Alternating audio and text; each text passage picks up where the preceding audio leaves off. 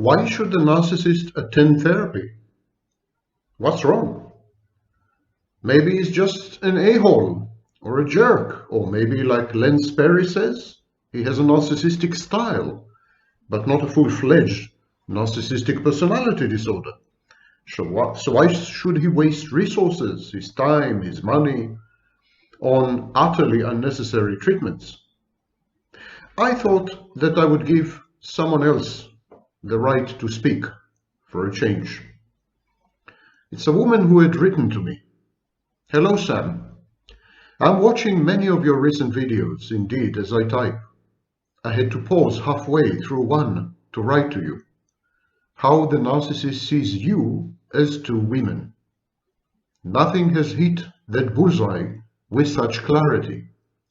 I have to tell you that I've written before, at the beginning of leaving my fragile or covert narcissistic partner.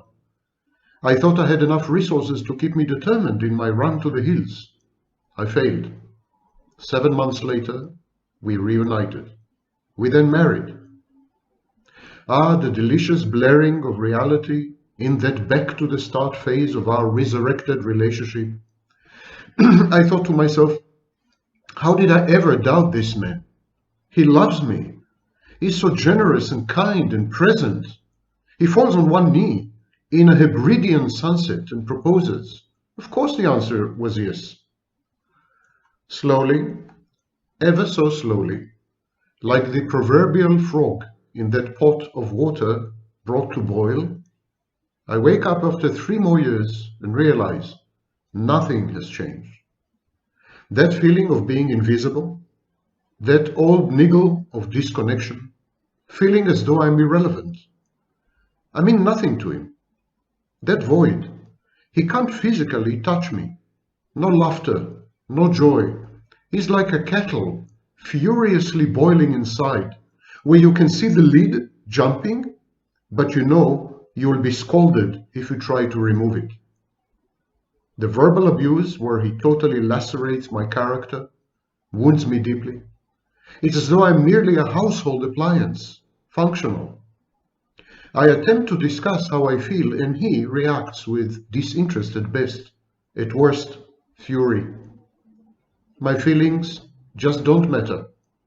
He's the hero, the provider. We both work, by the way. How dare I put him down when he's working so hard? I feel ugly, insecure, pointless, and completely invisible. I know this is not true, of course, but I feel this in his company. I feel completely stuck. I would not like just to be free. This has gone on for 13 years. I constantly tell myself, but he was kind to me then, he bought me a meal out, we had that holiday, etc. And I end up flailing between extremes. Please feel free to quote my email if my words make others go, me too, and recognize that insidious sorcery, that submersion into the frog pan, enough to act. That's good.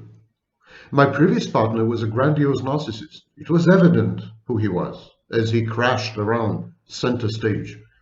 There was nothing underhand about his aggression, like blowing a trumpet in your face. This one, however, is like walking barefoot in lush grass, not seeing the snake. How do we get here? Well, more to the point, how do we escape? I mean, truly escape. I think this letter speaks for himself. The narcissist inflicts insurmountable, harrowing suffering on everyone around him. And I'm not only referring to insignificant others or to non-intimate partners. I'm referring to his business associates, his neighbors. Everyone around him suffers one way or another. Ultimately, the narcissist himself sets himself up for failure. His standards of perfection can never be attained, so he's constantly dissatisfied and tortured. And then, when he does succeed, he sabotages his own success, he undermines, he self-defeats, he self-destructs because of his inner critic, sadistic superego. The narcissist is the narcissist's largest, biggest victim. The narcissist tends to regard the therapeutic relationship as yet another shared fantasy. And here too, within the therapy, the narcissist confuses internal and external objects via a process called transference. He transfers his internal objects, he projects them onto the therapist. Some of these internal objects are parental figures, so he begins to treat the therapist or regard the therapist as a surrogate father or surrogate mother. And there is an almost psychotic confusion in the first stages of therapy. My name is Сэм Вакнин. I'm the author of Malignant Self-Love, Narcissism Revisited, and your professor of psychology. Today I'm going to offer you an overview of the psychotherapies and treatment modes and modalities that had been proven to work with cluster B personality disorders, most notably narcissistic, antisocial, and borderline personality disorders. I have omitted purposefully, on purpose, a few of these therapies. For example, I will not analyze or mention EMDR, which is a form of cognitive behavior therapy coupled with eye movements.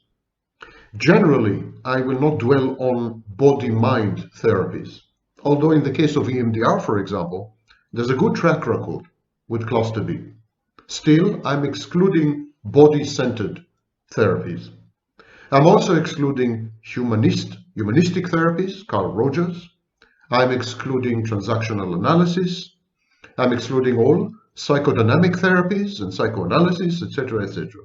And the reason I'm doing all this is because there is insufficient data to prove or to show or to demonstrate conclusively or even just convincingly that these therapies, with the exception of EMDR and to some extent Gestalt, that these therapies are efficacious with cluster B. So I'm going to focus only on therapies backed by studies and published peer-reviewed papers. Now, I encourage you to do your own research. Go and read on EMDR, go and read on Gestalt therapy, go even and read on psychodynamic or therapies or psychoanalytic psychotherapy. These are all laudable therapies and they make claims. Regrettably, these claims are not supported by research. So now, evidence-based therapies. First of all, I refer you again to Len Sperry's S-P-E-R-R-Y book, Handbook of Diagnosis and Treatment of DSM-5 Personality Disorders, Assessment, Case Conceptualization and Treatment, published by Routledge in 2016. It's the third edition. Previous two relate to the DSM-4 text revision.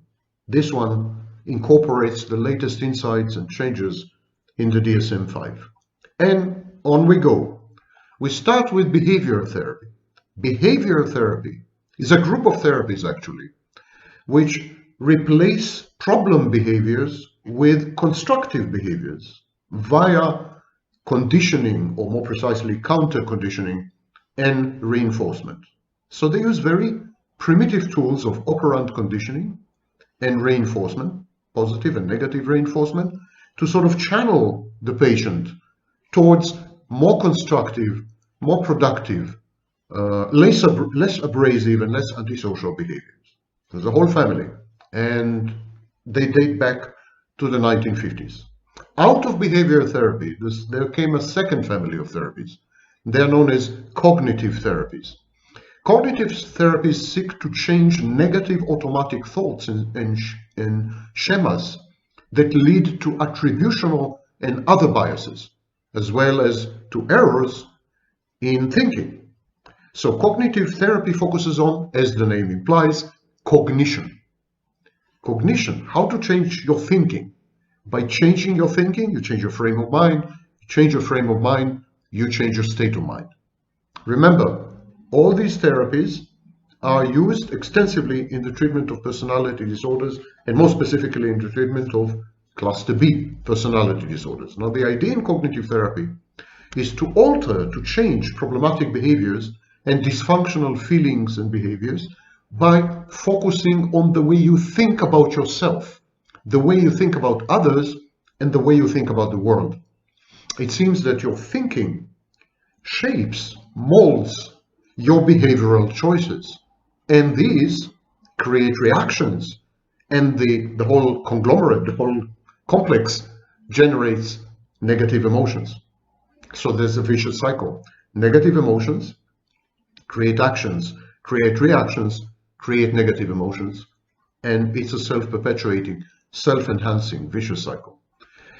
The latest, the penultimate reiteration of cognitive therapy is, of course, the world-famous cognitive behavior therapy, or CBT. There is a third wave of behavior therapy. It's a wave that combines CBT with other elements. What are these other elements? Number one, the primacy of the therapeutic relationship. The therapeutic relationship, for the duration of the therapy, becomes the main relationship of the patient, overriding even his intimate relationship, overriding his workplace, overriding anything. The therapeutic relationship becomes the main relationship because it is within the therapeutic relationship that change is induced. Actually, it's the relationship itself that creates the change.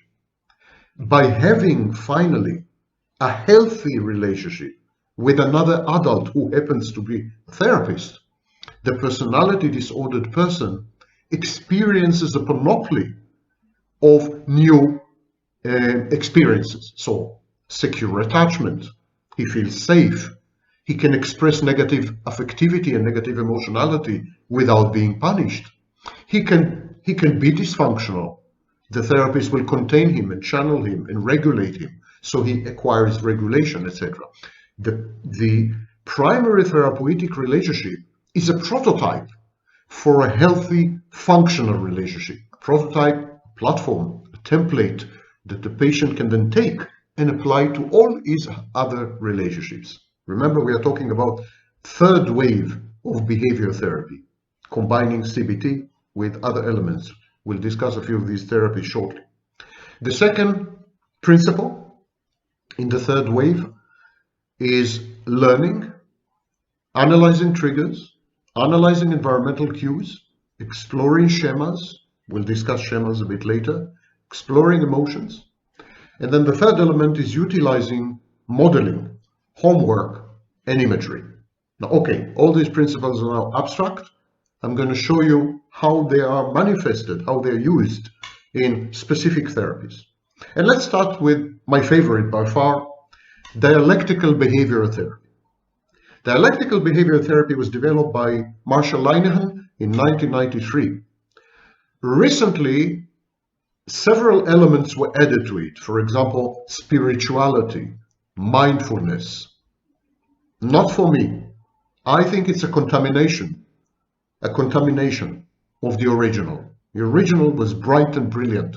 There was no need to combine it with new age in order to make it more marketable and to increase profits. So I regret this development, not only in DBT, dialectical behavior therapy, but in numerous other. For example, in schema therapy, they also have mindfulness schema therapy and so on. These are Indian gurus and mystics translated via Western gurus and wannabe yogis who didn't understand a word of the original Indian teaching, and it's a bloody mess. So I'm going to describe the original dialectical behavior therapy. Linehan developed it in 1993 to treat borderline personality disorders.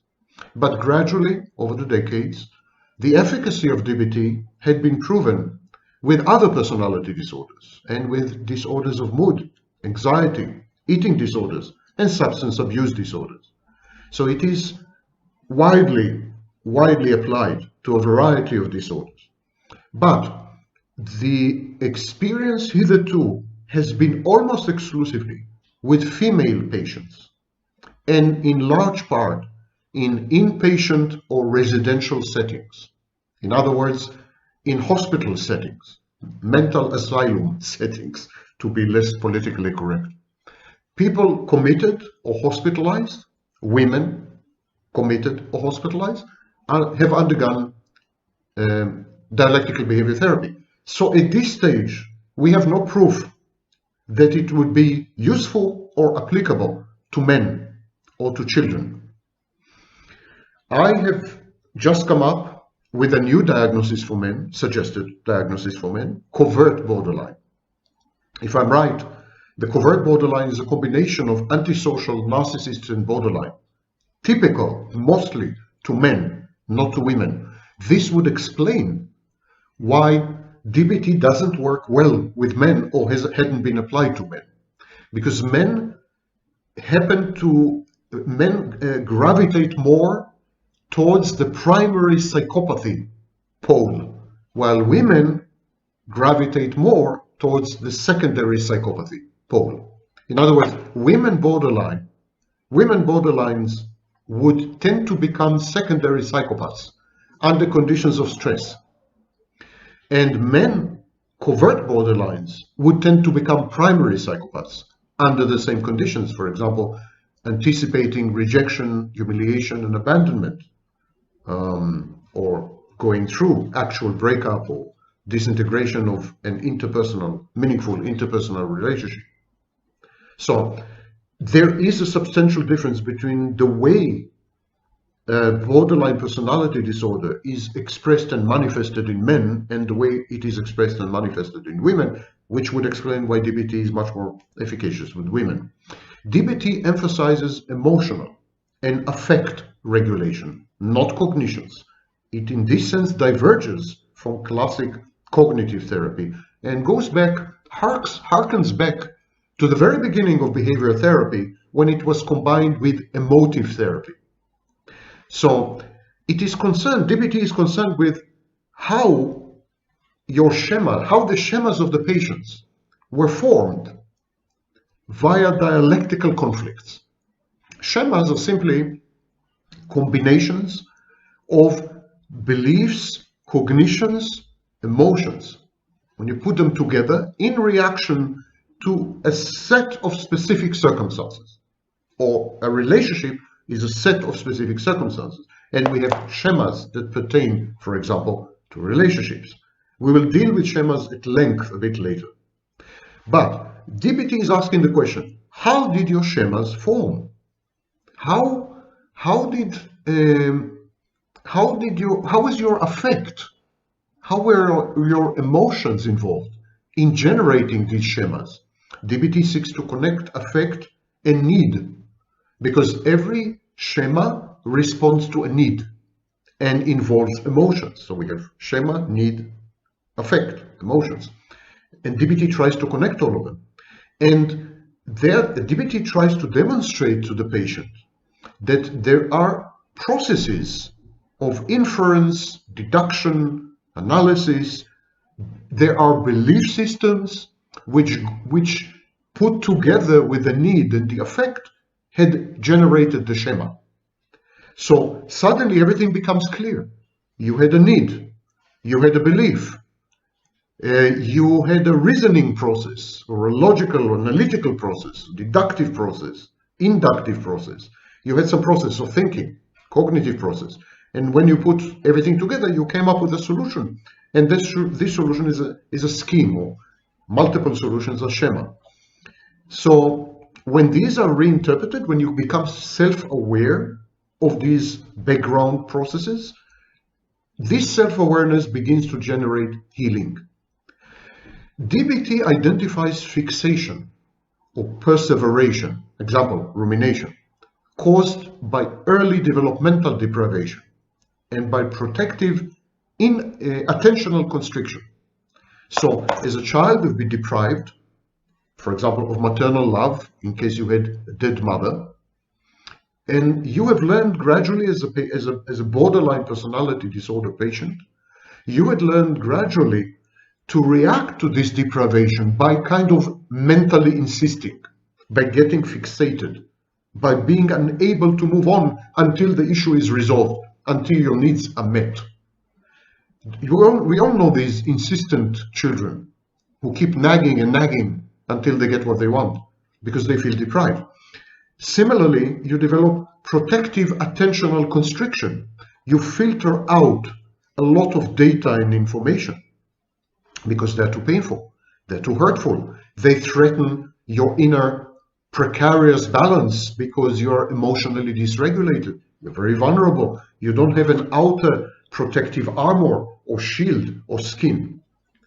DBT examines the effects of negative reinforcement through emotional avoidance or in other ways, and also studies inadequate coping skills.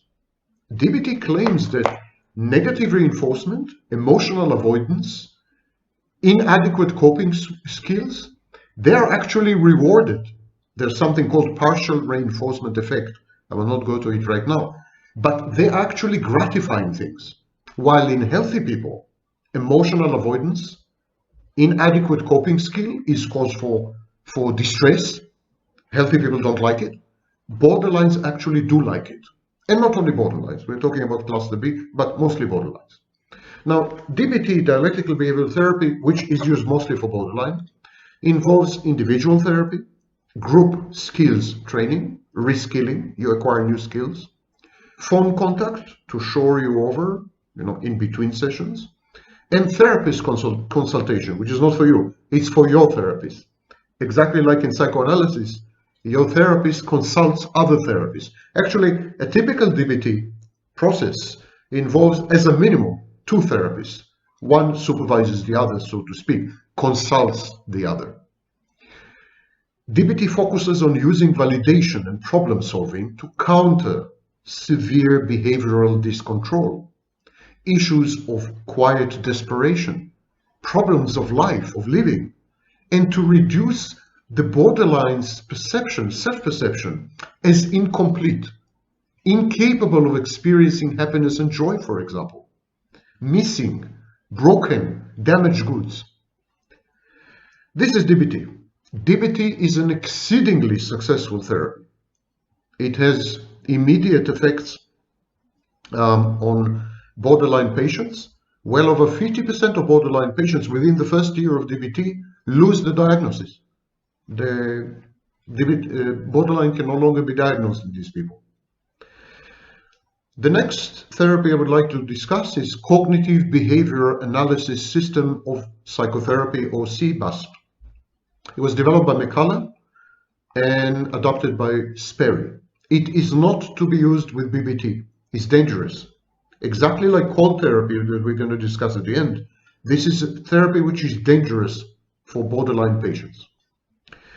The clients of CBASP learn to analyze life situations and manage daily stressors, stressful events.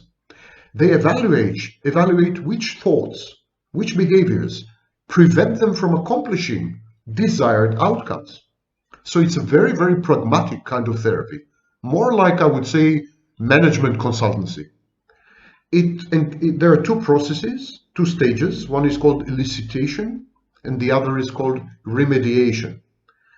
In the elicitation phase, the therapist asks the patient questions about the situation, the client's role and functioning within the situation, and the desired outcome.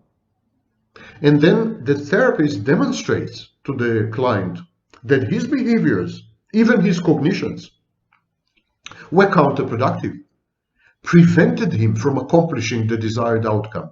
And this leads to a revision of these self-defeating behaviors and cognitions. Of course, there's an underlying assumption that every client and every patient is not masochistic, is not self-defeating, is not self-destructive by nature, is not self-trashing, that every person seeks his own best interests. That's not always true with cluster B personalities. At any rate, one thing the therapy does for sure is it replaces emotional reasoning with consequential, logical, analytical reasoning. And that's a major achievement because many cluster B personalities engage in emotional reasoning. The next therapy is mindfulness-based cognitive therapy, MBCT. It was developed by Tisdale. It fosters awareness, focus on thoughts, feelings, and experiences in the present with an attitude of acceptance and without analysis even. Not only without judgment, but without analysis. Now, MBCT had become, as I said earlier, had become a module, if you wish. Some of its techniques became integrated into dialectical behavior therapy, EMDR even, schema therapy, and so on. Next therapy is pattern-focused psychotherapy. It was developed by Sperry himself. Sperry defined pattern as a predictable, consistent, self-perpetuating style of thinking, feeling, acting, coping, and self-defense. A pattern can be adaptive and encourage you to be competent, to be self-efficacious, to leverage your agency to secure favorable outcomes from your environment. But the pattern can be maladaptive. It could be inflexible, ineffective, inappropriate. And if it is maladaptive, it causes symptoms. It impairs your functioning in a variety of settings, including interpersonal relationships. And it reduces your satisfaction with yourself and with your life. A state called dysphoria. It generates dysphoria. Therapy, the pattern-focused therapy, consists of replacing hurtful, painful, maladaptive patterns with helpful, adaptive patterns. And this is done by interpreting situations and behaviors in a certain way so as to throw light, shed light suddenly on how maladaptive the pattern is. You see, there's a commonality between all these. All these therapies assume that early on in childhood, we had become malformed. And this malformation, this wrong molding, wrong sculpting of who we are, I mean, there is a tendency to regard the newborn as a kind of raw material. And the parents mold and sculpt this raw material, kind of plastic art of parenting. And they produce an objet d'art, they produce an artwork. But if they don't know how to do it, or if they have their own problems, the dead mother, Andre Green's dead mother, then the objet d'art is deformed, malformed, and is likely to behave in ways which will not be conducive to health, happiness, satisfactory relationships, attainment of goals, etc., etc. They all make these assumptions. This is the underlying assumption of modern psychotherapies, in plural, which leads me to schema therapy. Schema therapy was developed by Jung. Schema therapy changes these maladaptive patterns, which in schema therapy, they're called schemas. There are 18 schemas. These are enduring and self-defeating ways of regarding oneself and others. And the 18 schemas are arranged in 5 domains. Schemas are perpetuated through coping styles. There is schema maintenance, schema avoidance, and schema compensation. And you can work with these schemas. You can reconstruct them, which is very difficult. It takes a lot of time and investment. But you can also modify them, which is a bit easier. You can interpret them. Insight is supposed to generate internal dynamics of change. Or you can camouflage them, disguise them, so that they are no longer able to operate. Very similar, by the way, to how viruses behave with the immune system. Just an apropos. I'm going to read to you a list of all the schemas, because it's a wonderful summary or summation of everything that's wrong with cluster B personality disorders. So here are the schemas, maladaptive schemas and schema domains. Schema domain number 1, disconnection and rejection. 1, abandonment, instability, the belief that significant others will not or cannot provide reliable and stable support. Number 2, mistrust, abuse, the belief that others will abuse, humiliate, cheat, lie, manipulate, or take advantage of you. Number 3, emotional deprivation, the belief that one's desire for emotional support will not be met by others. Next one, defectiveness, shame, the belief that one is defective, bad, unwanted, or inferior in important aspects.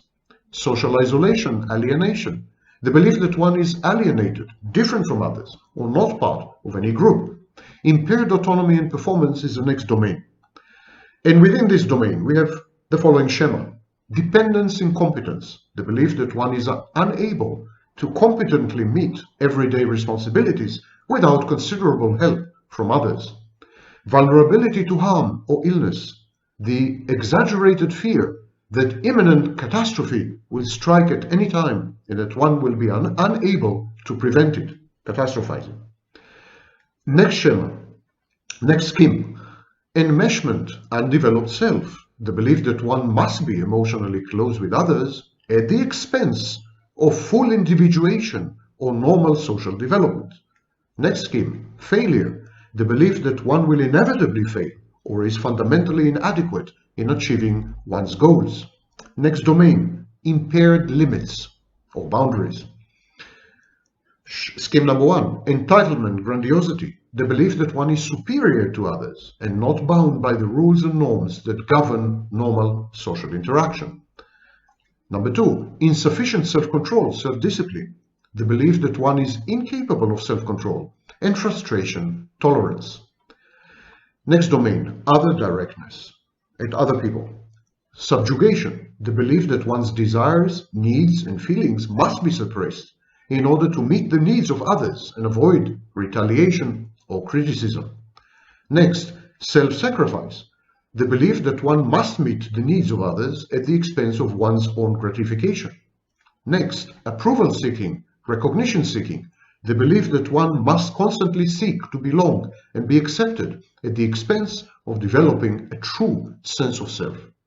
And then we have the domain of overvigilance or hypervigilance and inhibition. Scheme number one, negativity, pessimism, a pervasive, lifelong focus on the negative aspects of life, while minimizing the positive and optimistic aspects. Next, emotional inhibition, the excessive inhibition of spontaneous action, feeling, or communication, usually in order to avoid disapproval by others, feelings of shame, or losing control of one's impulses. Next, unrelenting standards, hypercriticalness, the belief that striving to meet unrealistically high standards of performance is essential in order to be accepted and to avoid criticism. And finally, punitiveness, the belief that others should be harshly punished for making errors. Schema therapy is a very powerful therapy and very intelligent, if I may add. Next, Kernberg, who else? Still active in his 80s, amazing man. The father of the field, together a bit later with Theodore Miller. Transference-focused psychotherapy, developed by Kernberg. Kernberg said that infants form internal representations of self and internal representations of others, of objects. And the infant connects these internal representations of self and others via emotions, or more precisely, affect.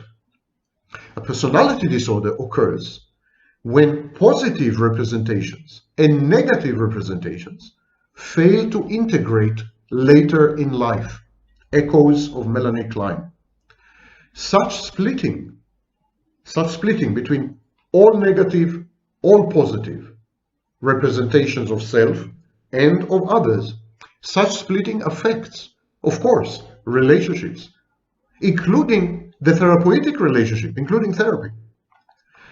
So Kernberg, very similar to cold therapy, I'm doing this in cold therapy as well.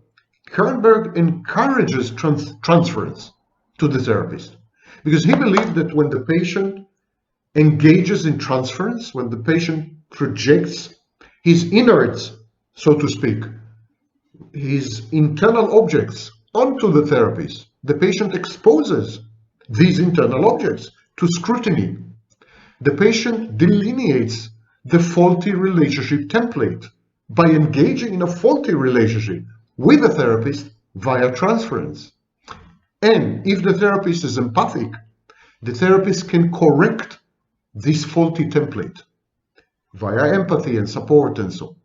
Insight, empathy and insight, these are the two pillars.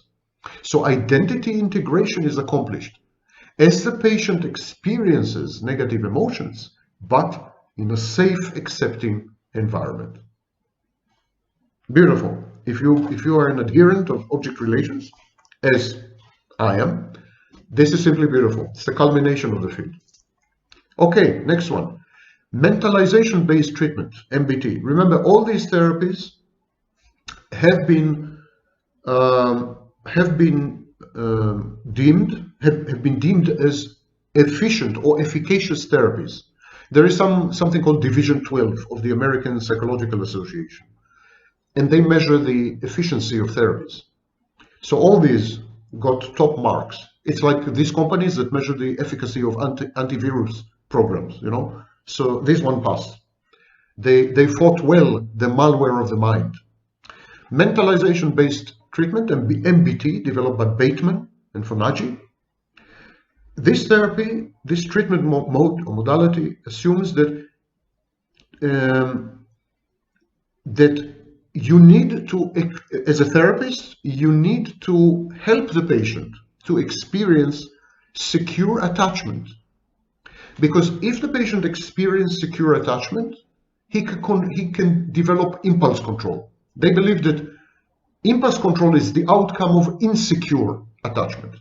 So they empathically and insightfully, they provide insights, reflect on and label correctly the patient's state of mind. They believe that by analyzing this state of mind and giving it a label, this helps the patient to feel safe and secure, as though the patient has a handle on his situation. And this allows him to control his impulses. They believe that impulse control is possibly the biggest problem in relationships. And so if the state of mind is insightfully reflected on and correctly labeled, especially powerful emotions, especially cognitive errors, if they're pointed out, it's 50% to healing. And this leads to improved relational skills. Finally, developmental therapy. Developmental therapy was developed by quite a few people, but the main figures are Blocher, B-L-O-C-H-R, Blocher, Cartwright, and Sperry. Cartwright, Blocher, and Sperry. Developmental therapy regards problems in personal growth and needs satisfaction on a dimensional continuum, from disordered to adequate to optimal. So when you analyze the patient's personal growth trajectory, you know, we have this phrase that we no longer use, by the way, arrested development. It's taboo. Don't use it. It's like the N-word. So when you analyze personal growth, when you analyze the satisfaction of the patient's basic and not so basic needs, you know, Maslow hierarchy, when you analyze this, you shouldn't analyze them discretely, but you should create a continuum, a spectrum, a dimension. And this dimension goes from disordered to adequate to optimal.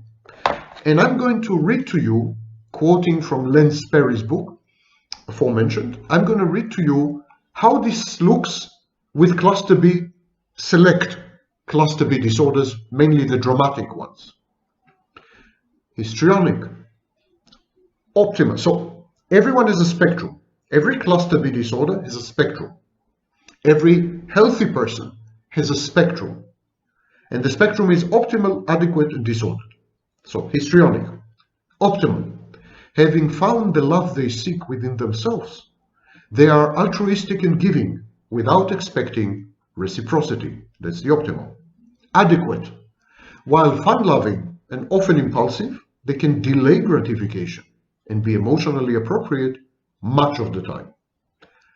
The disordered version, which is histrionic personality disorder, the disordered version is uncomfortable in situations in which they are not the center of attention. By the way, the histrionic personality disorder, together with schizoid personality disorder and others, had been removed from the alternative model of the DSM-5, and they will not exist in the DSM-6. Let's talk about narcissistic. What's the optimal, adequate, and disordered versions of narcissism?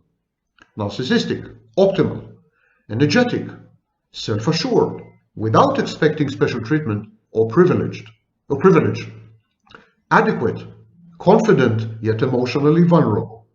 They favor special treatment or privilege. Disordered, narcissistic personality disorder, manifests a grandiose sense of self-importance and demands special privilege. Schizoid, it's cluster A, it's not cluster B. Schizoid, optimal, deeply grounded in themselves. They are emotionally connected to the world. That's optimal. Adequate, reasonably comfortable being around others, provided there are limited demands for intimacy or emotional connectedness. Disordered version, neither desire nor enjoy close relationships.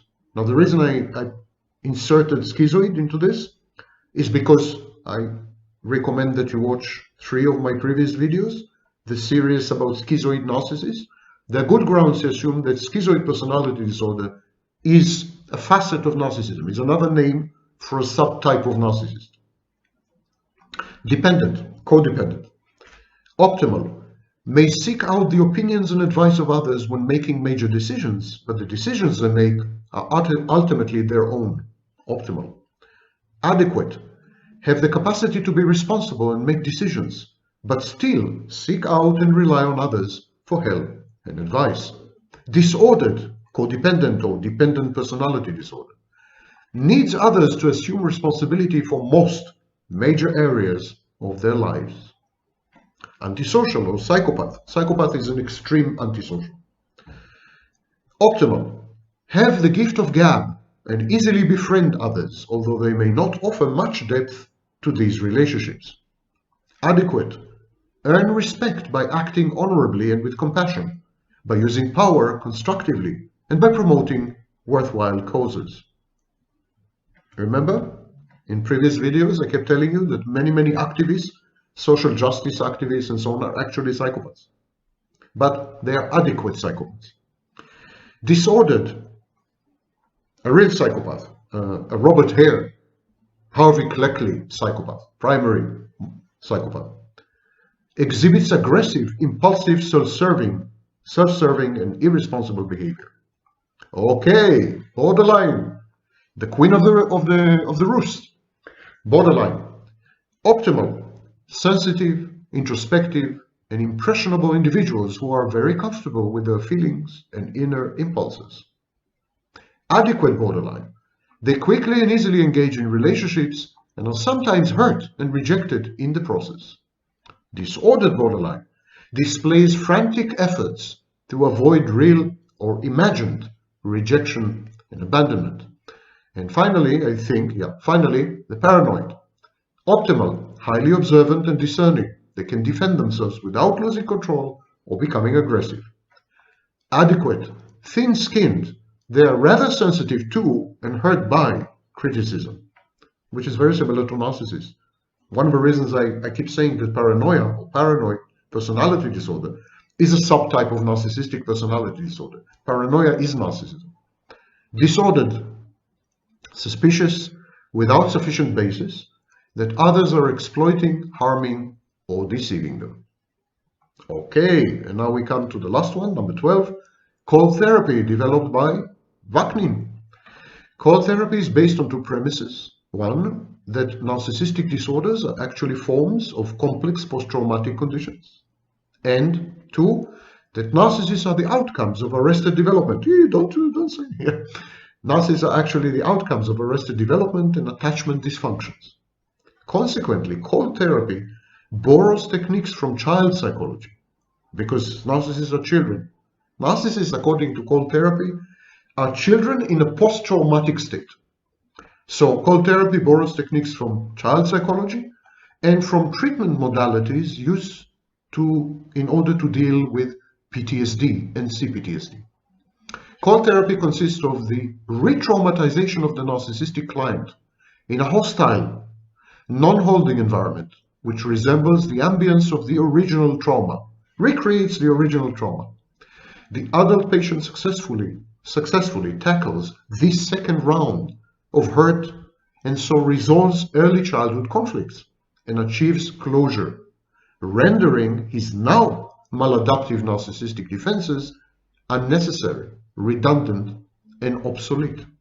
This also improves his relational capacity, because the narcissist goes through the trauma a second time, but this time resolves the conflict, the early childhood conflict. So he doesn't need to do this with his spouse or his next girlfriend or his intimate partner or lover. Cold therapy makes use of proprietary techniques such as erasure, suppressing the client's speech and free expression and gaining clinical information and insights from his reactions to being stifled this way. Other techniques include grandiosity reframing, guided imagery, negative iteration, other scoring, happiness map, mirroring, escalation, role play, assimilative confabulation, hypervigilant referencing, and reparenting. The very limited sample of clients who had undergone cold therapy to its end, level 1, 2, and 3, the results have been very positive. It's proving to be an efficacious effective treatment for narcissistic personality disorder and major depressive episode, which seems to sustain an early belief that narcissism is a form of depression. Cold therapy is also philosophical, really metaphysical framework. I suggest that the client should regard his or her life as a movie. The main goal in life, the core task, and the engine of meaning is to direct this movie, to direct this film, so as to render it an accomplished hit, a work of art, and a masterpiece of narrative. At every inflection point and faced with any critical decision, the client should truthfully answer the question, would I have paid money to watch this movie? This yarn that I'm weaving, the flick that is my life? If the answer is no, a transformative change, of course, is called for. Directing the film should be the client's overriding priority. Every other thing should be subservient and secondary to this role, to this chore. Everyone in the client's life should feature in his movie.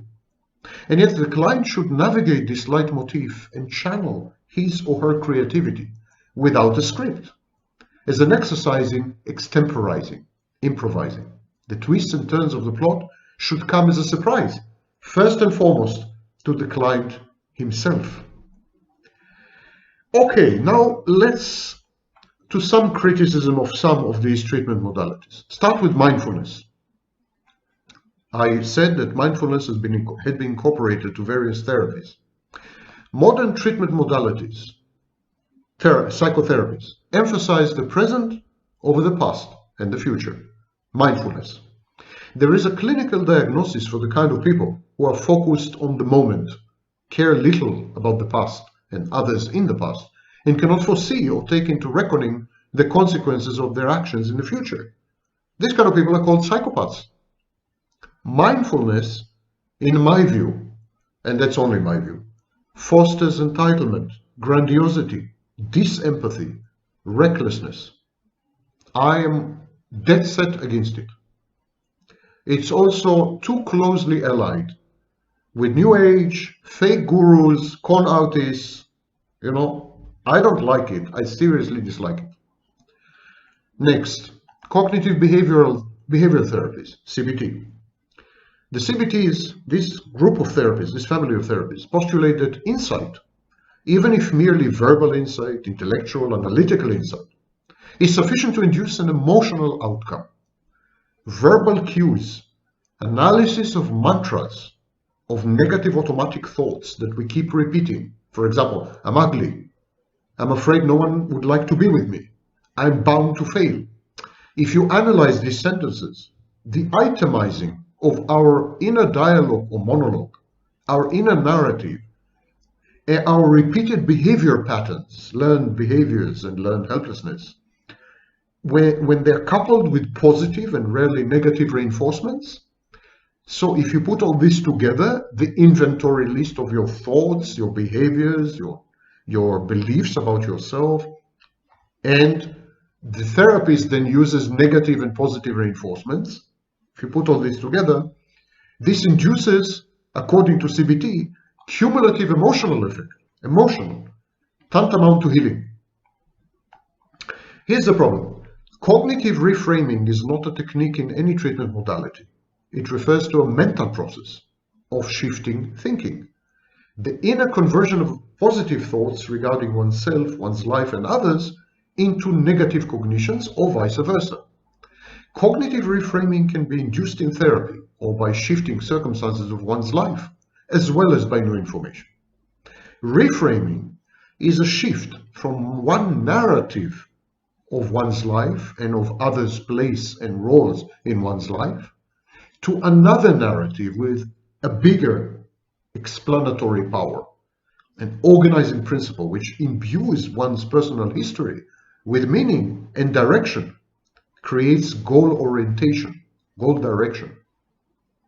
So the technique used in various psychotherapies is known as cognitive restructuring of cognitive distortions. Cognitive distortions is automatic negative thoughts, or ANDs. Yeah? But they are distortions. They are not real. They are counterfactual. They conflict head-on with reality. But when these negative automatic cognitions, thoughts, conflict with reality, the patient gives up on reality. He is invested emotionally in the validity and truth of these negative automatic thoughts. So he is fighting tooth and nail to preserve them. Cognitive restructuring is the main technique used in CBT. Some elements of cognitive restructuring, like guided imagery, are incorporated in cold therapy as well. Psychodynamic theories reject so this is CBT. Psychodynamic theories reject the notion that cognition can influence emotion. That's where there's a major conflict between the metaphysical, if you wish, pillar or philosophical pillar of CBT and psychodynamic theories. Psychodynamic theory says your thinking cannot influence your emotions.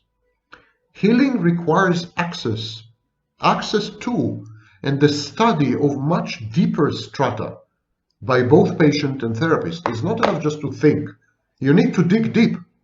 Psychodynamic therapies, starting with psychoanalysis, they are a form of archaeology. Let's say that CBT is tourism and psychodynamic therapies are archaeology. The very exposure of these deep layers to the therapeutic process is considered sufficient to induce a dynamic of healing. The therapist's role is either to interpret the material revealed to the patient, for example, in psychoanalysis, by allowing the patient to transfer past experience and superimpose it on the therapist. Another option is to provide a safe, emotional, and holding environment conducive to the patient changing himself. So either the therapist is active, has an active role, or he just provides the environment within which he activates the patient, and then it's the patient who is doing the work.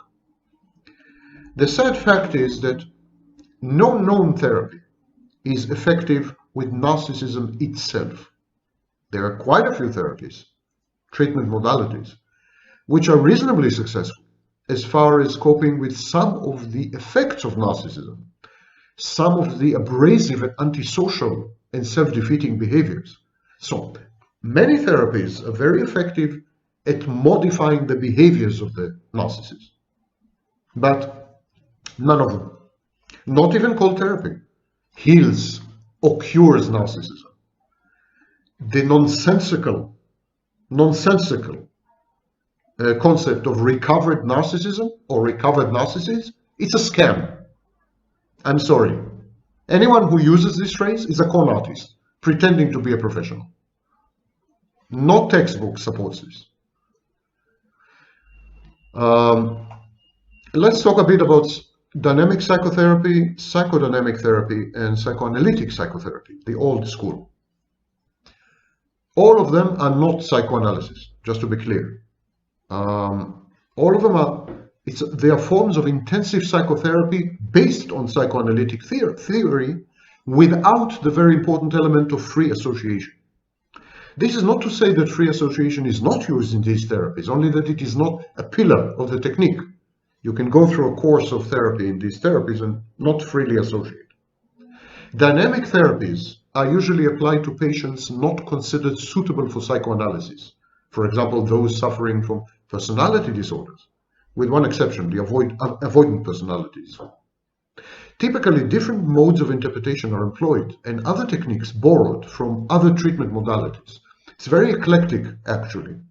But the material interpreted is not necessarily the result of free association or dreams, like in psychoanalysis. The psychotherapist is a lot more active than the psychoanalyst. The psychoanalyst provides a blank screen on which the patient projects everything, via transference, via defense mechanisms, and so on. The psychotherapist in dynamic psychotherapy, psychodynamic therapy, and psychoanalytic psychotherapy is very active, is an active interpreter. It's a collaboration. Psychodynamic therapies are also open-ended. At the commencement of a therapy, the therapist, analyst, makes an agreement, a pact, alliance, therapeutic alliance, with the analysand, with the patient or the client. The pact says that the patient undertakes to explore his problems for as long as may be needed, which is of course very good for the therapist's bank account. This is supposed to make the therapeutic environment much more relaxed, because the patient knows that the analyst is at his or her disposal, no matter how many meetings would be required in order to broach painful subject matter. In other words, there's a blank check. The therapist is telling the patient, no matter how long this is going to be, even if it's years, I'm going to be here for you at your disposal for as long as you want me. So we call this open-ended psychotherapy. And sometimes these therapies are divided to expressive versus supportive, but it's a bit of a misleading. In my view, it's a bit of a misleading division. Still, expressive means uncovering, making conscious the patient's conflicts and studying his or her defenses and resistances. The analyst interprets the conflict in view of the new knowledge gained and guides the therapy towards a resolution of the conflict. The conflict, in other words, is interpreted away through insight and through the change in the patient motivated by his or her insights. So insights come from both the therapist and the patient. The supportive therapies, as opposed to the expressive therapies, the supportive therapies seek to strengthen the ego. Their premise is that a strong ego can cope better and later on alone with external, situational, or internal, instinctual, related to drives, pressures. Remember, the narcissist does not have an ego. That's a narcissist problem, ironically. Supportive therapies seek to increase the patient's ability to repress conflicts rather than bring them to the surface of consciousness. When the patient's painful conflicts are suppressed or repressed, the attendant dysphorias, the symptoms the conflict had generated, vanish and are ameliorated or reduced. So does the anxiety. This is somewhat reminiscent of behaviorism. The main aim is to change behavior and to relieve symptoms, never mind what. And it usually makes no use, this kind of behavior of the therapies make no use of insight or interpretation, although there are some exceptions. Let's talk a bit about group therapies, cluster B patients in group therapies. Start with narcissists. Narcissists are notoriously unsuitable for collaborative efforts of any kind. They're not team players, and they're not built for group therapy. They immediately size up other people as potential sources of narcissistic supply.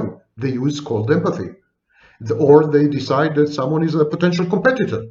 It's a power play immediately. They idealize the suppliers and devalue the competitors. This obviously is not very conducive to the dynamic in the group. Moreover, the dynamic of the group is bound to reflect the interactions of its members. Narcissists are individualistic, borderlines are anxious, psychopaths are ruthless and callous. And so cluster B personality disordered people regard coalitions with disdain or contempt or as opportunities, or, it's not good. The need to resort to teamwork, to adhere to group rules, to succumb to a moderator and an agenda, and to honor and respect the other members as equals is perceived by cluster B patients as either humiliating and degrading, or as contemptible weakness, or as something to be exploited and leveraged. And so a group containing one or more cluster B patients is likely to deteriorate very fast, degenerate and fluctuate between short-term, very small-sized coalitions based on superiority, interest, contempt, and outbreaks, especially narcissistic outbreaks, acting out the compensation of rage, coercion, anxiety. The most difficult patients by far in therapy are psychopaths and narcissists. In therapy, the general idea is to create the conditions for the true self to resume its growth, provide safety, predictability, justice, love, acceptance, a mirroring, reparenting, a holding environment. Therapy is supposed to provide these conditions of nurturance and guidance through transference, cognitive relabeling, or other methods. And the narcissist must learn that his past experiences are not laws of nature, that not all adults are abusive, that relationships can be nurturing and supportive, that love is fun. Most therapists try to co-opt the narcissist's inflated ego, his false self, his defenses. They compliment the narcissist, challenging him to prove his omnipotence by overcoming his own disorder. They appeal to the narcissist's quest for perfection, brilliance, and eternal love, and to the narcissist's paranoid tendencies in an attempt to get rid of counterproductive, self-defeating, and dysfunctional behavior patterns. And by stroking the narcissist's grandiosity, these therapists hope to modify or to counter cognitive deficits, thinking errors, the narcissist's victim stance, bad dynamics.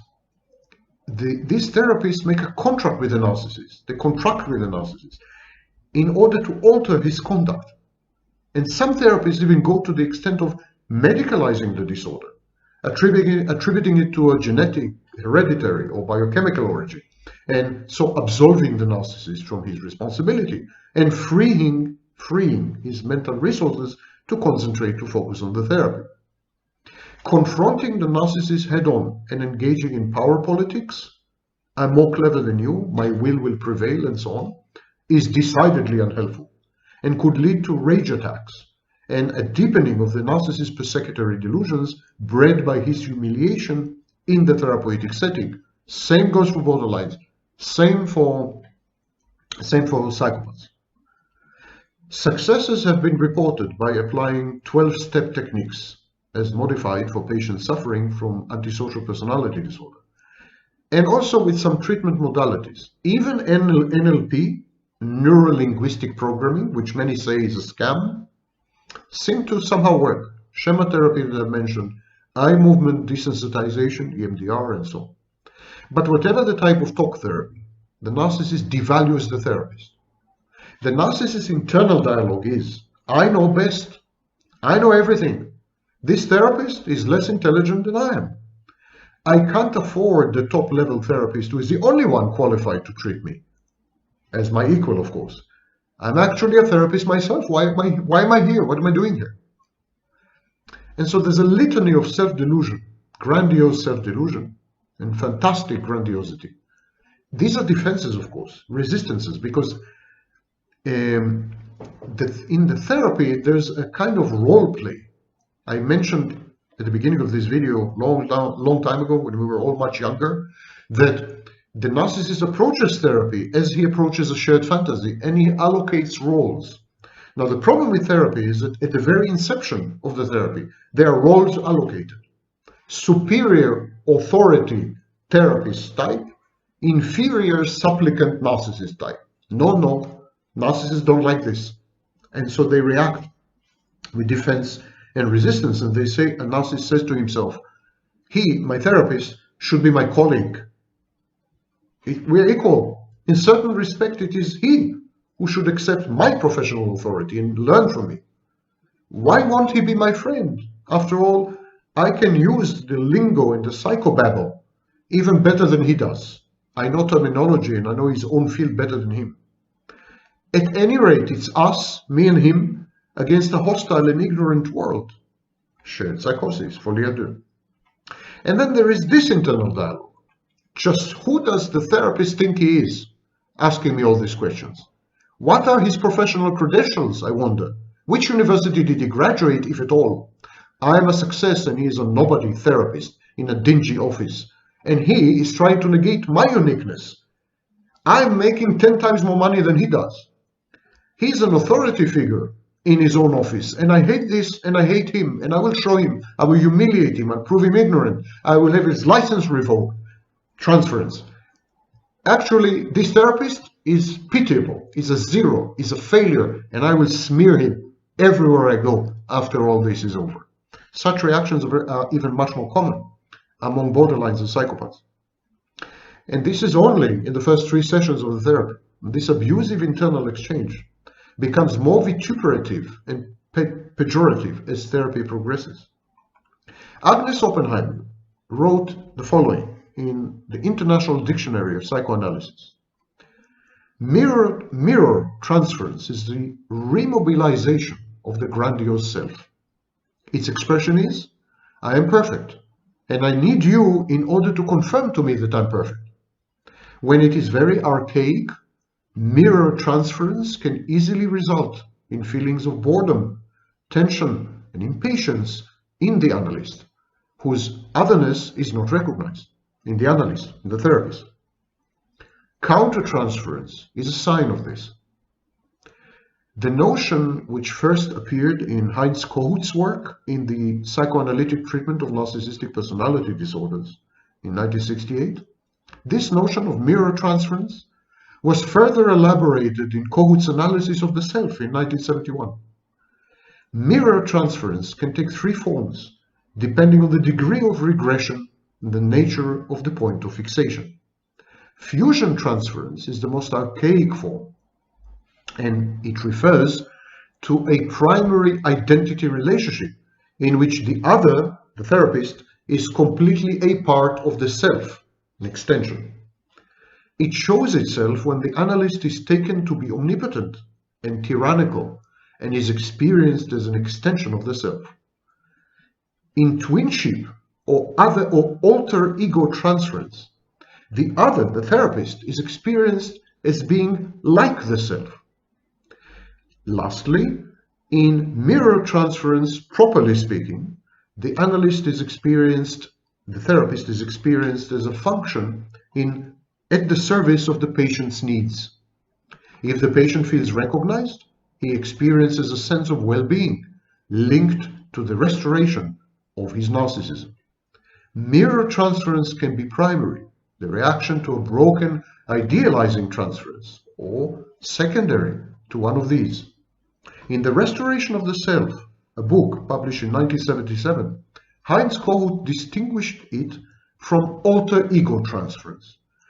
Some authors have refused to consider this transference as being a result of the evolution of narcissism. They've seen it merely as a defense. Narcissists generally are averse to being medicated. Actually, most patients with personality disorders are averse to medication. Resorting to medicines is an implied admission that something is wrong. Narcissists are control freaks, and they hate to be under the influence of mind-altering drugs prescribed to them by inferior others. Additionally, many of them believe that medication is a great equalizer. It will make them lose their uniqueness, creativity, superiority, and so on. It's a form of social control. Unless they can convincingly present the act of taking their medicines as heroism, they don't want to take medicine. Sometimes, with, for example, pioneering vaccines, the narcissist can tell himself what he's doing is heroic. It's a daring enterprise of self-exploration, which is intended to benefit humanity. It's part of a breakthrough clinical trial, and so on and so forth. But these are exceptions. Narcissists and personality disordered people often claim that the medicine affects them differently than it does other people, or that they have discovered a new exciting way of using the medicine, or that they are part of someone's, usually themselves, learning curve, part of a new approach to dosage, part of a new cocktail which holds great promise. Narcissists, borderlines, histrionics, they must dramatize their lives in order to feel worthy and special. Out nihil, out unique. Either be special or don't be at all. Narcissists are drama queens, exactly like borderlines and histrionics, and some types of psychopaths. Very much like in the physical world, change is brought about only through incredible powers of torsion and breakage. Only when the narcissist's elasticity gives way, only when he is wounded by his own intransigence, only then is there hope. It takes nothing less than hitting rock bottom, real hard. It takes a real crisis, multifaceted, in all dimensions of the narcissist's life simultaneously. And we, boredom, failure, are not enough.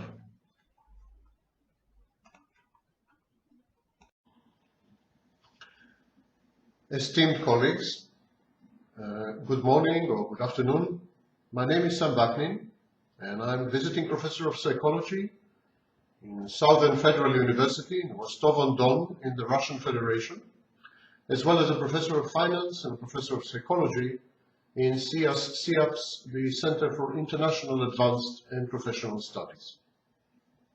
Today I would like to discuss the issue of codependency.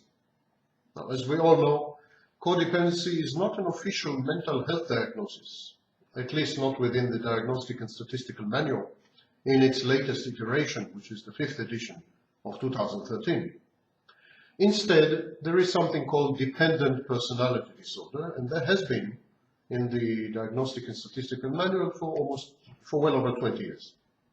So this creates a great confusion regarding the terms codependent, counterdependent, dependent, etc., etc. So perhaps before we proceed to study dependent personality disorder, we would do well to try to clarify these terms. As Lydia Rangelovska observes, we all need to be needed. We all want to feel useful and able to give. People resent the narcissist partly because his false self, the facade he puts out to the world, is so self-sufficient. But codependents take this to a whole different level, to a new extreme.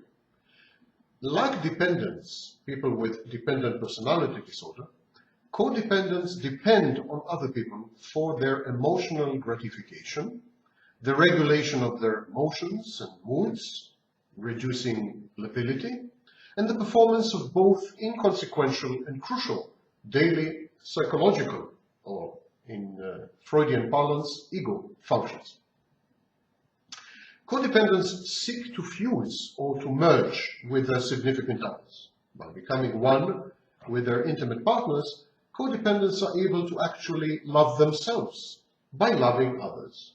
It is like loving yourself by proxy, vicariously. Codependents are needy, demanding, clinging, and submissive. They suffer from abandonment anxiety, and to avoid being overwhelmed by it, they cling to others and act immaturely. And in this sense, they're very reminiscent of some aspects of borderline personality disorder and some aspects of the complex post-traumatic stress disorder syndrome. These behaviors are intended to elicit protective responses and to safeguard the relationship with their companion or mate upon whom they depend. Codependents appear to be impervious to abuse. No matter how badly they are mistreated, they usually remain committed to the relationship. In extreme codependence, this fusion, this merger with the significant other, lead to in-house stalking as the codependent strives to preserve the integrity and the cohesion of her personality and the representations of her loved ones within her mind. So what I call in-house stalking is actually stalking perpetrated by the codependent on her intimate partner. This is where the co in codependence comes into play. By accepting the role of victims, codependents seek to control their abusers and to manipulate them. It is a dance macabre in which both members of the dyad collaborate. It's a kind of traumatic bonding or trauma bonding. In codependency, the codependent sometimes claims to pity her abuser. She casts herself in the grandiose roles of his savior, or his redeemer, or his mother.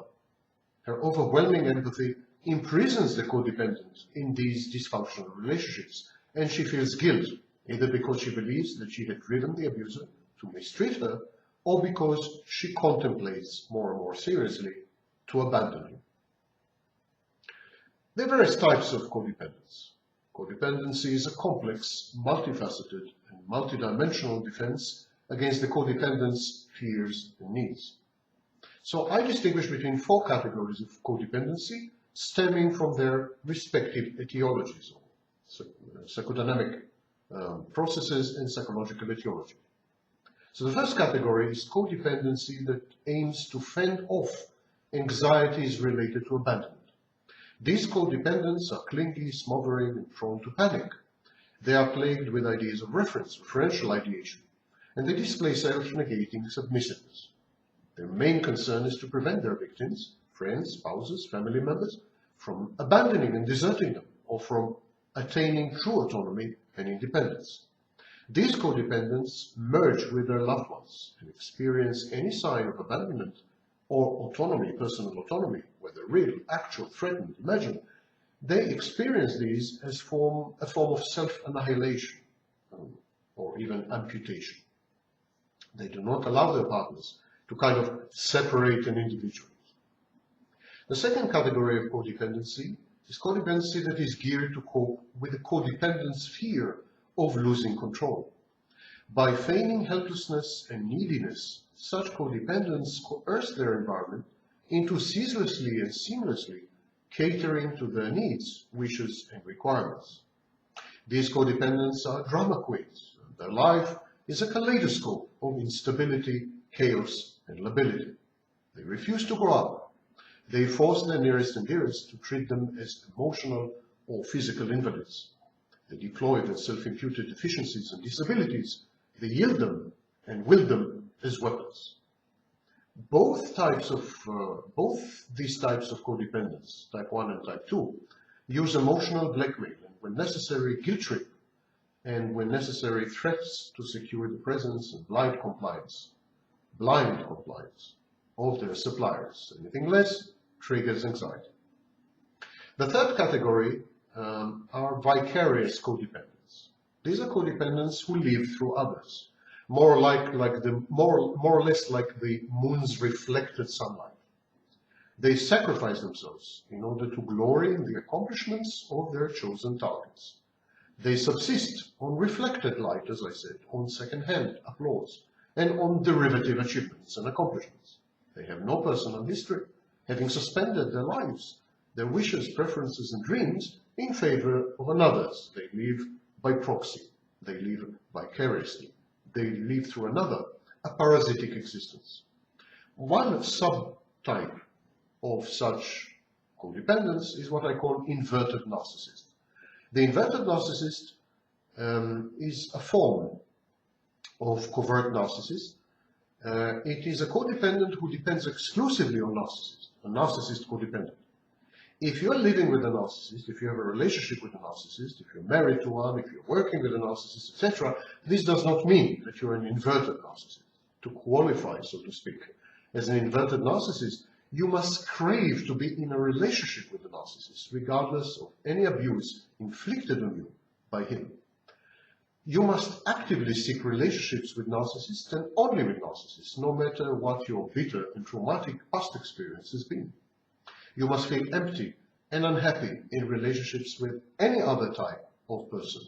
Only then, and if you satisfy the other diagnostic criteria of dependent personality disorder, only then can you be safely labeled an inverted narcissist. So this is an example of a vicarious codependent, category 3. And category 4 is codependent or borderline narcissists. These are narcissists who oscillate between periods of clinging and other codependent behavior patterns, which they interpret as intimacy, and eras of aloofness, detachment, and emotional neglect and abandonment, which they regard as legitimate and only possible manifestations of their personal autonomy and need for space. They also tend to form with their intimate partner a shared psychosis or a shared psychotic disorder, the folie à deux. These are all outcomes of their overwhelming and all-pervasive abandonment anxiety. They either smother their partner in an attempt to forestall desertion, or they preemptively abandon sheep thus avoiding hurt and maintaining an illusion of control over the situation. They say, I walked out on her, I dumped her, not the other way around. The codependent deploys strategies such as merger, becoming one with her intimate partner, while renouncing all personal autonomy and all independence of both of them, up to a point of shared circumstance. Another strategy is coextensivity, the ventriloquist defense, insisting that the partner mind reads her and acts in ways that reflect her inner psychological states and moods. And then there's the classic strategy of shifting, ever-shifting, or shape-shifting boundaries, using behavioral unpredictability and ambient uncertainty to induce paralysis and a paralyzing dependence in the partner. There's another form of codependence that is so subtle that it eluded detection until very recently, and that's counterdependence. Counterdependents reject and despise authority and often clash with authority figures, such as parents, bosses, the law. They are contumacious. The sense of self-worth and their very self-identity are premised on and derived from, in other words, dependent on, these acts of bravura and defiance. They are personal autonomy militants. Counterdependents are fiercely, militantly independent, controlling, self-centered, and aggressive. Many of them are antisocial, and they use projective identification. They force people to behave in ways that buttress and affirm their view of the world and its expectations. These behavior patterns are often the result of a deep-seated fear of intimacy. In an intimate relationship, the counterdependent feels enslaved, ensnared, captive. Counterdependents are locked into an approach avoidance, repulsion, repetition, compulsion. The hesitant approach is followed by avoidance of commitment, and then another stilted approach, and so on. These people are lone wolves, and they're very bad team players. Counterdependence is a reaction formation. The counterdependent dreads his own weakness. He seeks to overcome these weaknesses by projecting an image of omnipotence, omniscience, success, self-sufficiency, and superiority. Most classical overt narcissists are, in effect, counterdependents, and of course, all psychopaths. Their emotions and needs are buried under scar tissue, which had formed and coalesced and hardened during years of one form of abuse or another. Grandiosity, a sense of entitlement, lack of empathy, and overweening haughtiness usually hide knowing insecurity and a fluctuating sense of self-worth. And then there's situational codependence. Some patients develop codependent behaviors and traits in the wake of a life crisis, especially if this crisis involves an abandonment and resulting solitude, so in the wake of a divorce or an empty nest, when one's children embark on their own autonomous lives or leave home altogether. Such late-onset codependence fosters a complex emotional and behavioral chain reaction, whose role is to resolve the inner conflict by ridding oneself of the emergent, undesirable, codependent conduct. Consciously, such a patient may, at first, feel liberated, but unconsciously, being abruptly dumped and lonesome has a disorienting and disconcerting effect, akin to intoxication. Many patients rush headlong and indiscriminately into new relationships. Deep inside, this kind of patient has always dreaded being lonely. Lonely, not alone. Following a divorce, the death of a significant other or an intimate partner, the passing away of parents or other loved ones, children relocating to college, following similar episodes of dislocation, the patient suppresses this dread because she possesses no real effective solutions and antidotes to her sudden solitude, and she has developed no meaningful ways to cope with it. We are taught that denied and repressed emotions often re-emerge in camouflage, as it were. The dread of ending up all alone is such that the patient becomes codependent in order to make sure that she never finds herself in a situation like this, never finds herself alone. Her codependency is a series of dysfunctional behaviors that are intended to fend off abandonment and loneliness. And still, Patients who develop situational codependence, unlike classic lifelong codependence, are fundamentally balanced and strong personalities who cherish their self-control. So they always keep all their options open, including the vital option of going alone yet again. They make sure to choose the wrong partner, and then they spectacularly expose his egregious misconduct so that they can get rid of him and of the newly acquired codependency in good conscience and at the same time. So to reiterate, the situational codependent is characterized by a deep-set fear of being lonely, an abandonment anxiety, a form of attachment disorder, as an underlying dormant inner landscape. This lurking abandonment anxiety is awakened by life's tribulations, divorce and emptiness, death of one's nearest and dearest. At first, the newly found freedom is exhilarating and intoxicating, but this feel-good factor actually serves to enhance the anxiety. The inner dialogue goes something like this. What if it feels so good that I will opt to remain by myself for the rest of my days? This prospect is terrifying. So a conflict erupts, internal conflict between conscious emotions and behaviors, liberation, joy, pleasure-seeking, and a nagging unconscious anxiety. I'm not getting any younger. This can't go on forever. I've got to settle down, to find appropriate mate, not to be left alone. I shouldn't get addicted to being alone. To allay this internal tension, the patient comes up with situational codependency as a coping strategy to attract and bond with a mate so as to forestall abandonment. Yet the situational codependent is ego-dystonic. She is very unhappy with her newfound codependency, though at this stage she is utterly unaware of all these dynamics. It runs contrary, her codependency runs contrary to her primary nature as accomplished, assertive, self-confident person with a well-regulated sense of self-worth. She feels the need to frustrate this new set of compulsive addictions, her codependency, and to get rid of it because it threatens who she is and who she thinks she is, her identity and self-perception. Surely she is not the clinging, maudlin, weak, out-of-control type.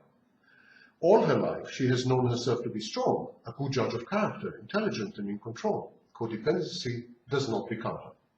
But how could she get rid of this new codependency? Well, in 3 easy steps. She chooses the wrong partner, unconsciously, and obviously it leads again to being alone. She proves to her satisfaction that he is the wrong partner for her. She gets rid of him, thus re-establishing her autonomy, her resilience, her self-control, and demonstrating credibly that she is codependent no more. To make matters clear, codependency is a much disputed mental health pseudo-diagnosis. We are all dependent to some degree, or we all like to be taken care of. When is this need judged to be pathological, compulsive, pervasive, and excessive? And who decides? Clinicians who contributed to the study of this disorder use words such as craving, clinging, stifling, both the dependent and her partner. They use words such as humiliating or submissive, but these are all subjective terms, either culture-bound or represent value judgments. They're open to disagreement. They're open to differences of opinion. Moreover, virtually in all cultures and societies, dependency is encouraged to varying degrees, especially in women. Even in developed countries, many women, the very old, the very young, the sick, the criminal, and the mentally handicapped, are denied personal autonomy. They are legally and economically dependent on others and on the authorities. Thus, dependent personality disorder is diagnosed only when such behavior does not conform to social or cultural norms or mores. Codependents, as they are sometimes known, are possessed with fantastic worries and concerns. They are paralyzed by their abandonment anxiety and fear of separation, and this inner turmoil renders them indecisive. Even the simplest everyday decision becomes an excruciating ordeal. They go back and forth, approach avoidance. This is why codependents rarely initiate projects or do anything on their own. Codependents typically go around eliciting constant and repeated reassurances and advice from myriad sources. And this recurrent solicitation of succor is proof that the codependent seeks to transfer responsibility for his or her life to other people, whether they have agreed to assume this responsibility or not. It's coercive, it's blackmail. This recoil and studious avoidance of challenges may give the wrong impression that the dependent is indolent or insipid, yet most dependents are neither. They are often fired by repressed ambition, energy, and imagination. It is their lack of self-confidence that holds them back. They don't trust their own abilities and judgment. Absent an inner compass and a realistic assessment of their positive qualities on the one hand, and a realistic assessment of their limitations on the other hand, dependents are forced to rely on crucial input from the outside. Realizing this, their behavior becomes self-negating. They never disagree with meaningful others. They never criticize them. They're afraid to lose their support and emotional nurturance, but also their calibration, their place in the world. Knowing and realizing what's right and what's wrong crucially depends on input from others. They don't have self-regulation, they are dysregulated. Consequently, the codependent molds himself or herself and bends over backwards to cater to the needs of his nearest and dearest and satisfy their every whim, every wish, expectation, and demand. Nothing is too unpleasant or unacceptable if it serves to secure the uninterrupted presence of the codependent's family and friends and the emotional sustenance that she can extract from them. The codependent does not feel fully alive when she is alone. She feels helpless, threatened, ill at ease, and childlike. This acute discomfort drives the codependent to hop from one relationship to another, and even sometimes lead to promiscuity. The sources of nurturance are interchangeable. To the codependent, being with someone, with anyone, no matter who, is always preferable to solitude. Now, parents of codependents had taught their offspring to expect only conditional transactional love. The child is supposed to render a service or fulfill the parent's wishes and dreams in return for affection and compassion, attention and emotion, and so on.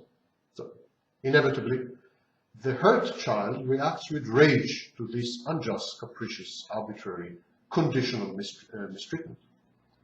With no recourse to the offending parent, this fury is either directed outwards to others who stand in for the bad parent, or inwards.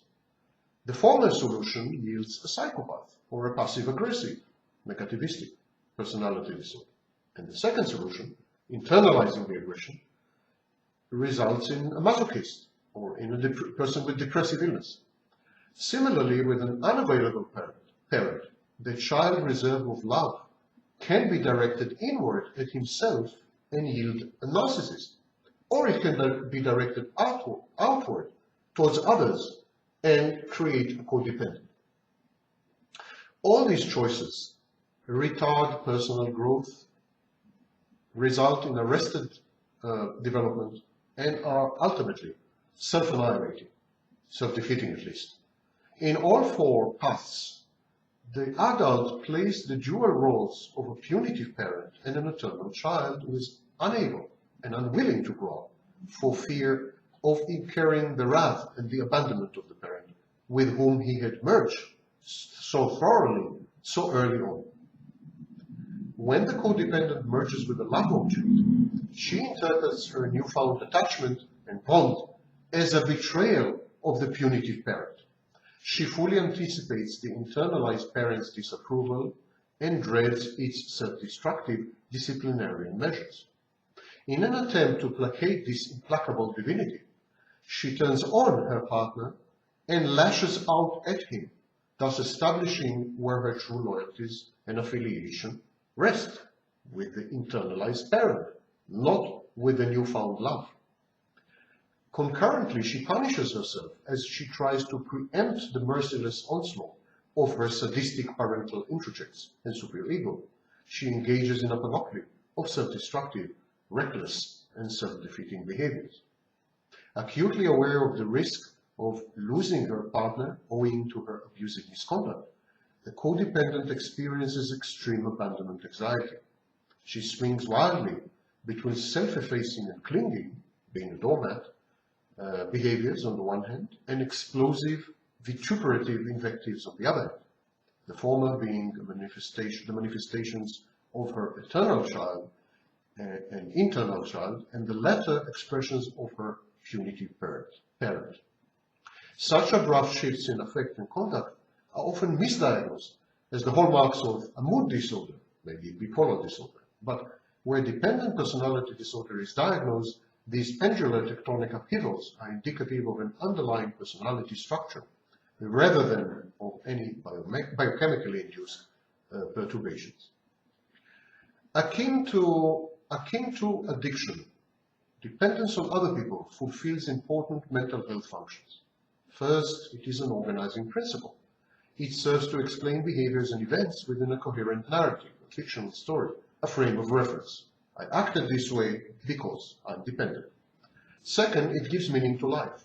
Third, the constant ups and downs satisfy the need for excitement and thrills. Fourth, and most crucially, the addiction and emotional ability place the dependent at the center of attention, allows her to manipulate people around her to do her bidding. Indeed, codependent is convinced that she cannot live without her dependence. This is a subtle and important distinction. She can survive without him or her, without her intimate partner, but she believes profoundly, erroneously as it happens, that she cannot go on living without her addiction to her partner. She is in love with love, not with a partner. She experiences her dependence as her best friend, her comfort zone, as familiar and warm and fitting as an old pair of slippers. She is addicted to and dependent on her dependence, but she attributes the source of this dependence to her boyfriend, to her mate, spouse, children, parents, anyone who happens to fit the bill and the plot of her narrative. But these people come and go. Her addictions remain intact. They are interchangeable. Her addiction is immutable. So, extreme cases of codependency, dependent personality disorder, borderline personality disorder, they require professional help. Luckily, dependency is a spectrum, and most people with dependent traits and behaviors are clustered somewhere in the middle. They can help themselves by realizing that the world never comes to an end when a relationship does. It is the dependence in you, in the patient, that reacts with desperation, not the patient herself. And next, the patient can analyze her addiction.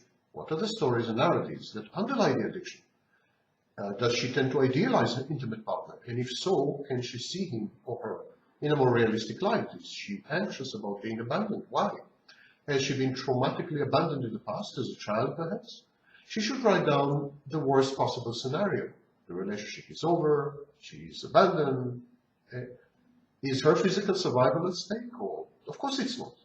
She should make a list of the consequences of the breakup and write next to each one what she can do and intends to do about it. And so, armed with this plan of action, she is bound to feel safer and more confident. And she must share her thoughts, fears, and emotions with friends and family. Social support is indispensable. One good friend is sometimes worth 100 therapy sessions, and this is a secret that we should keep between us, or we will all go unemployed. Clinging and smothering behaviors are the unsavory consequences of a deep-set, existential, almost mortal fear of abandonment and separation. For the codependent to maintain a long-term, healthy relationship, she must first confront her anxieties head-on. This can be done via psychotherapy. The therapeutic alliance is a contract between patient and therapist, which provides for a safe environment where abandonment is not an option, and thus where the client can resume exploring and personal growth and form a modicum of self-autonomy. In this, a psychiatrist may wish to prescribe anti-anxiety medication. Transference should be encouraged in certain cases. Self-help is also an option. Meditation, yoga, the elimination of any and all addictions, such as workaholism, binge eating. Feelings of emptiness and loneliness at the core of abandonment anxiety and other dysfunctional attachment styles, these feelings can be countered with meaningful activities, mainly altruistic, charitable, and with true stable friends who provide a safe haven and are unlikely to abandon the patient, and therefore they constitute a holding, supportive, and nourishing environment. The codependent's reflexive responses to her inner turmoil are self-defeating and counterproductive. They often bring about the very outcomes she fears most. But these outcomes also tend to buttress her worldview. The world is hostile. I'm bound to get hurt. These are negative automatic thoughts, which can be easily and profitably tackled in a variety of cognitive behavioral therapies. She needs to sustain her comfort zone. Abuse and abandonment are familiar to me. At least I know the ropes and how to cope with them. And this also is a form of complex negative thought. This is why she needs to exit this realm of mirrored fears and fearsome mental tumult. She should adopt newer vocations, new hobbies, meet new people, maybe relocate, move to a new place, engage in non-committal, dispensable relationships, and in general, take life much more lightly. Some codependents develop a type of militant independence as a defense against their own sorely felt vulnerability, dependence. But even these daring rebels tend to view their relationships in terms of black and white, an infantile psychological defense mechanism known as splitting. They tend to regard their relationships as either doomed to failure or as everlasting, and they tend to regard their intimate partners as both unique and indispensable, soulmate, twin, or completely interchangeable and objectified. These, of course, are misperceptions, cognitive deficits grounded in emotional immaturity and thwarted personal development. All relationships have a life expectancy, a sell-by, good before, or expiry date. No one is irreplaceable or completely interchangeable. Codependence problems are rooted in a profound lack of self-love and an absence of object constancy. She regards herself as unloved and unlovable when she is all by herself. Yet clinging, codependent, and counterdependent, firstly independent, defiant, intimacy retarding behaviors, all these can be modified. If you fear abandonment to the point of phobia, I advise you to adhere to a regime of therapy and a series of steps which can be easily implemented and are listed on my website. Having implemented this mini therapy, you should then seek longer-term therapy in a structured therapeutic alliance. Codependency can be overcome, can be cured if you wish, can be altered and changed into a much healthier pattern of attachment, bonding, and relationships. So I advise you to head to my website, www.narcissistic-abuse.com, and there's a search engine there.